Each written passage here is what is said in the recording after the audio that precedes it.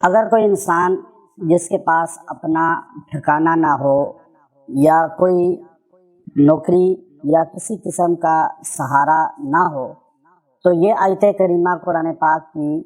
اللہ رب العزت کے ہاں اس انسان کے ٹھکانے کا سہارے کا باعث بنتی ہے،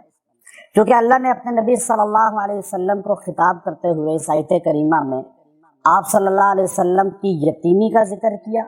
اور پھر فرمایا کہ آپ کو ہم نے یتیم پایا، پھر آپ کو ہم نے مضبوط سہارا عطا فرما دیا، ٹھکانہ عطا فرما دیا۔ تو آج دنیا کے اندر بہت بڑی تعداد لوگوں کی ایسی ہے جن کے پاس نہ کوئی رہائش کا سہارا ہوتا ہے،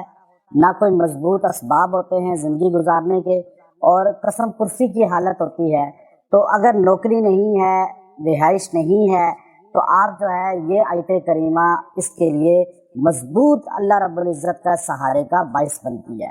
اور پھر یاد رکھیں کہ بعض اوقات انسان جو ہے اس کی شادی میں رکاوٹ ہوتی ہے، مرد ہو یا خواتین ہوں، اب اس کے لیے یہ آیت کریمہ بھی بہت مضبوط عمل ہے اللہ رب العزت کی طرف سے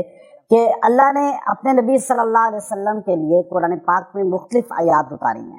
اور یہ سورۃ الضحیٰ کی آیت ہے، اور اس میں اللہ رب العزت نے نبی صلی اللہ علیہ وسلم کو جہاں بہت منفرد انداز میں شروع میں آپ کی عظمت کو، آپ کی شان کو بیان کیا، وہاں آپ علیہ الصلوۃ والسلام کو تسلی دیتے ہوئے فرمایا کہ جب میں نے آپ کو یتیمی کی حالت میں آپ پیدا ہوئے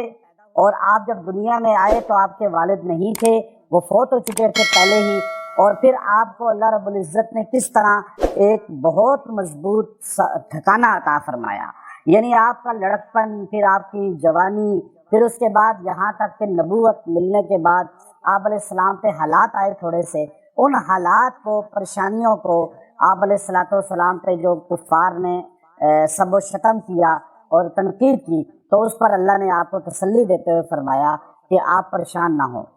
جب پہلے آپ کو میں نے سہارا دیا، آپ کو اتنا مضبوط ٹھکانہ دیا، تو آگے بھی انشاءاللہ اللہ کی ذات ہی دینے والی ہے ٹھکانہ۔ تو اب یہ جو انسان جس کے پاس کوئی سہارا نہ ہو، کوئی ٹھکانہ نہ ہو، اب اس کے پاس کوئی اسباب نہ ہو اور کوئی نوکری نہ ہوتی ہو، اب لوگ جو ہے پریشان ہوتے ہیں، مرد ہے یا عورت ہے، اب اس کے پاس رہائش نہیں ہے، کھانے پینے کا انتظام نہیں ہے، نوکری نہیں ہے، تو وہ اس آیت کریمہ کو اپنا وظیفہ حیات بنا لیں، کثرت کے ساتھ پڑھیں، اللہ رب العزت ان کو ٹھکانہ بھی دے گا، نوکری بھی دے گا۔ اگر شادی میں مسائل ہیں، اب بعض عورتیں مرد شادی ہو کے ٹوٹ جاتی ہے یا ہو کے پریشانیوں کے شکار ہے یا نہیں ہو رہی، تو آپ اس کو پڑھیں، اللہ آپ کو آبادی عطا فرمائے گا، بے آباد ہے آباد کر دے گا، بے روزگار ہے روزگار والا کر دے گا۔ تو اب یہ آیت کریمہ سورۃ الضحیٰ کی ہے، الم یجد کا یتیمن فآوا، کہ میرے پیغمبر ہم نے آپ کو یتیم پایا، پھر ہم نے آپ کو ٹھکانہ دے دیا۔ آپ یتیم آدمی کے پاس ٹھکانہ نہیں ہوتا، آپ کو تو ایسا مضبوط ٹھکانہ اللہ نے دیا کہ آپ کو عزت کے ساتھ، شان کے ساتھ، شروع سے بچپن سے آپ کو جو ہے یہاں تک کہ آپ جس جگہ ہوتے تھے بابرکت ہو جاتی تھی، باسعادت ہو جاتی تھی، تو حضرت حلیمہ